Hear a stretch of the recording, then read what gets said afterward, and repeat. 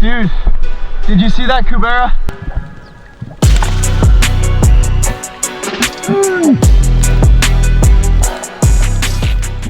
What up, Spearos? This video I'm gonna take you through one of the remote shore dives we did. Needed 4x4 four-wheel drive to get to the spot, so you know it's gonna be good. Found some Cuberas, found a couple big Amberjacks, some Schoolmasters, lobsters. This dive had it all, so I'm gonna take you with us. First stop, you gotta get a little off the beaten path.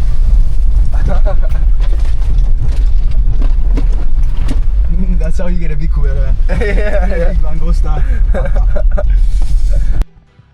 And right when we get in, that's what we find, a big Langosta.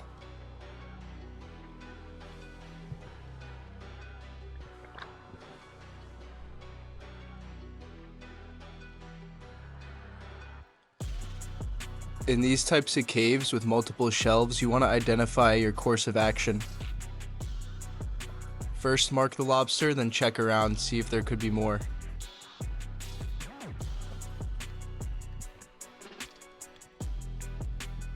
This one will require the use of a snare, which is that red tool Girai is holding.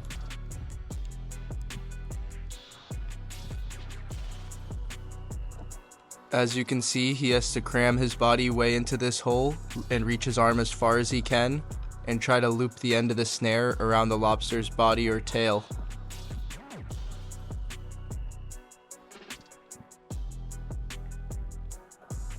Clean extraction here, and as you can see, using the snare allows you to make sure you get the lobster without injuring it at all, so if it were to be a female with eggs, it can be safely released.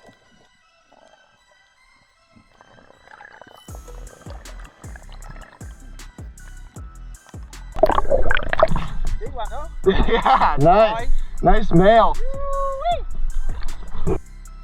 With one lobster already in the bag, today's off to a great start. I continue to search the hole for more big ones, but there's just a bunch of langostinas, which today I'm leaving off.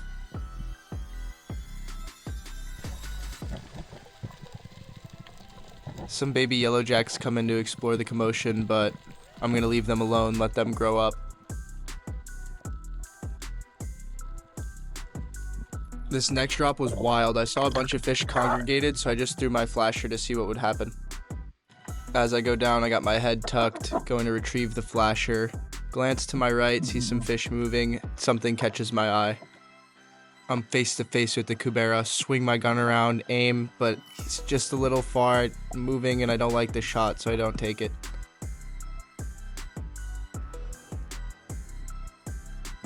I decide to chase him here, try to pay attention to which hole he rocks up in so I can follow him once I get to the surface. Here's a quick replay. I wish I had my gun already pointed at that hole. I have a quick split second to shoot right here, but my hand just didn't feel stable and I didn't like the shot. I really didn't want to risk a bad shot and injuring a trophy fish. Either way, the visibility was so good I kept my eye on him, but he was incredibly skittish.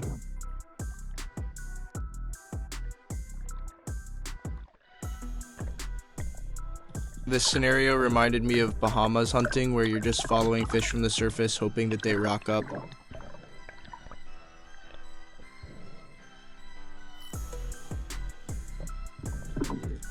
The problem is these cave systems are even more intricate, so it's very hard to predict where he might be facing.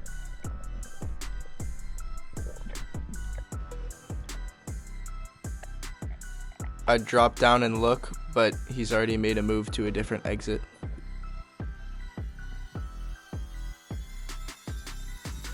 Then right here, I see him bolt for it at the bottom of the screen.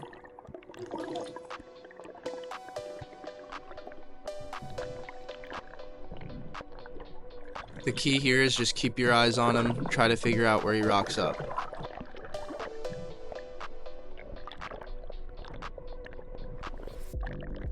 I keep trying to chase, but eventually he gives up on the holes and bolts across the reef to a different area. No! He got away. Dude, did you see that Cubera? I was trying to chase him down. Dude, I was in a cave, like, I dropped to the middle I'm looking over to my right. For a split second, I'm face to face with him. And then I swing my gun around and he's like cruising away. I could have taken a shot, but I just didn't want to, and he just kept going. Next drop, I go down, taking a look at some of these mangroves and Schoolmasters.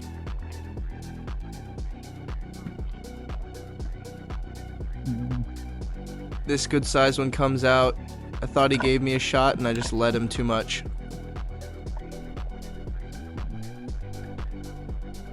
Of course, the Cubera comes back as I'm reloading my gun.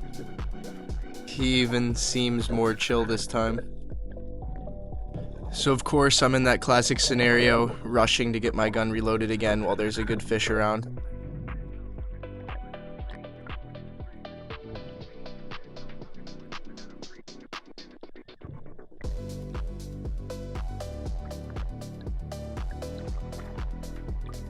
I watch him enter this hole, and at this point, I thought I knew I had him.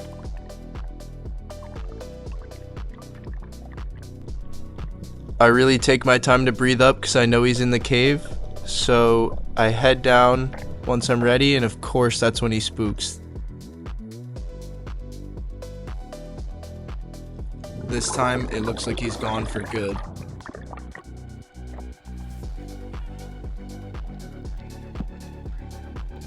I decide to explore the cave anyway because there's still a good amount of life, and if that Cubera lives here, maybe there's another.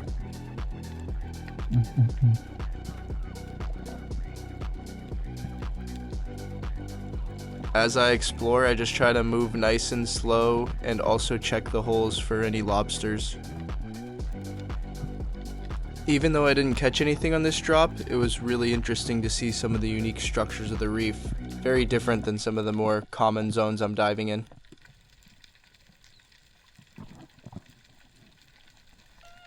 This dive I head to the bottom in case any of the snappers want to come out, and as I'm looking around, nothing really seems to show up, so I decide to take one of the Bermuda chubs for chum. These fish are very easy to shoot. Their hard skin makes them not an ideal target for chum, but I've eaten them before and it's not my favorite fish to eat. It has a very kelpy or weedy taste to it.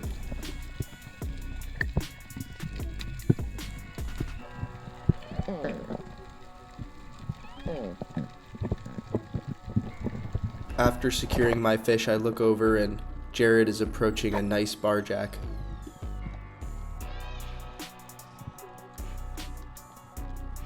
He secures his fish and retrieves his flasher, and all that commotion brings in a couple of monsters. At this point, I see a massive amberjack swimming around towards the bottom. I decide to do a dive down and size him up, see if they're too big to take. I decide to go for the smaller one as it looks to be a good eating size. I go for the top-down stone shot. He appeared to be immobilized, but he wasn't stoned, which is always unfortunate with these big fish because they fight so hard. I wave to his partner and head to the surface with my catch. Then I see Girai coming in on a mission for the next one. He hit a perfect stone shot. I thought my fish was secure, but he came back to life with a vengeance. At this point, he's dragging me around, giving me a very hard time. I do a swipe on the fish mid-fight. Woohoo! What the Mine keeps coming back to life. I know, man. Cut its gills and bleed it. Huh? Cut its gills and bleed it. Yeah. You always want to bleed these amberjacks really good because they're a bloody fish, so helps preserve the eating qualities. Once I had it in my hands, the size of it fully registered. Unfortunately, it was a little bit bigger than I wanted, and he was eating a lot of reef fish. Even on the way in, the dive wasn't over, and I spotted another big Cubera. This is a very tough scenario when the Cubera is just swimming over the sand on the reef. It's very hard to close the gap. And I found this little turtle wedged in a hole and I wanted to see if he was stuck. Right here I took a video of this little baby hoku. Then to my right I spotted a nice Schoolmaster. I slowly approach him as he goes from different holes in the cave.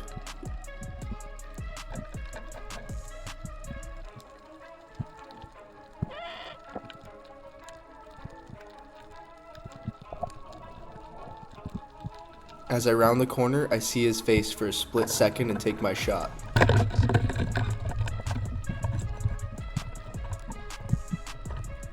It was a well-placed shot. Now I have a nice Schoolmaster to add to my bag.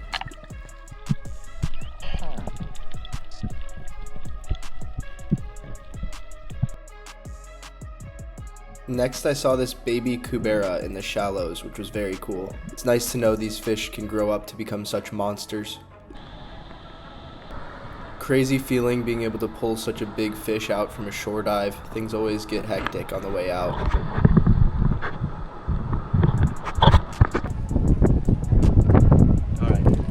Boing. Not a bad box for a shore dive. Some of the fillets were very clean, but some of them had worms. Either way, I ended up eating my fish over the course of a couple months, just having it in the freezer for emergency panko. I never had any symptoms from eating this fish, but Girai has had previous experience with Ciguatera that he'll talk to you about in this video. Alright G, tell us how you felt. So I ate enough to fill like three burgers. You know, it's like three patty sizes, maybe like this big and this thick. And I didn't eat them like all at the same time. I ate the first one and then the second one the next day, and then by the time I ate the third one I already started feeling this weird feeling from the tip of my tongue to the back of my tongue, and when it's like somebody rubbed toothpaste over it 24/7. When I go like, it feels like cold, you know, it feels like I licked like really lead almost, and my legs are tired. I run in the mornings and I feel tired in the first 5 minutes. I'm diving almost every day. I'm tired, I'm not able to hold my breath. It's like a month ago, maybe a month and a half ago. By now I feel a lot better. Kind of me up, you know? You should be careful eating big reef fish. Good to know. Yeah. My personal strategy was remove all the worms, eat some pieces, see how you feel, and as long as it feels good, keep eating it. Small fish are preferred, but we're sustainably harvesting our own food. Sometimes you take these risks.